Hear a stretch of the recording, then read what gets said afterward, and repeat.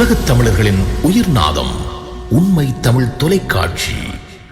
Canada ஸ்காப்ரோவில் புலம்பெயர் யாழ்ப்பாண தமிழர் குத்தி கொலை செய்த அதிர்ச்சி சம்பவம் நேற்று நள்ளிரவு இடம்பெற்றுள்ளது.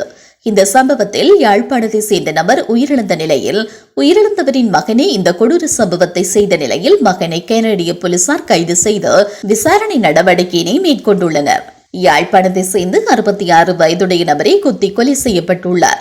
உயிரிழந்தவர் கடந்த 40 வருடங்களாக கனடாவில் வாழ்ந்து வரும் நிலையில் அவருக்கு ஒரு மகனும் ஒரு மகளும் உள்ளனர். அவரது மகன் காதல் முறிவு காரணமாக மனநிலை பாதிக்கப்பட்டிருந்தார் என்று கூறப்படுகிறது. இந்த நிலையில் நேற்றிரவு தாயை ஒரு அறையில் பூட்டிவிட்டு தந்தையை கத்தியால் குத்தி கொலை செய்துள்ளதாக கூறப்படுகிறது. உடனடியாக கனடா போலீசார் அவரை கைது செய்து காவலில் வைத்துள்ளனர். போலீஸ் விசாரணைகள் இடம்பெற்று வருவதாக கூறப்படும் நிலையில் இந்த சம்பவம் பெரும் அதிர்ச்சியையும் துயரத்தையும் ஏற்படுத்தியுள்ளது.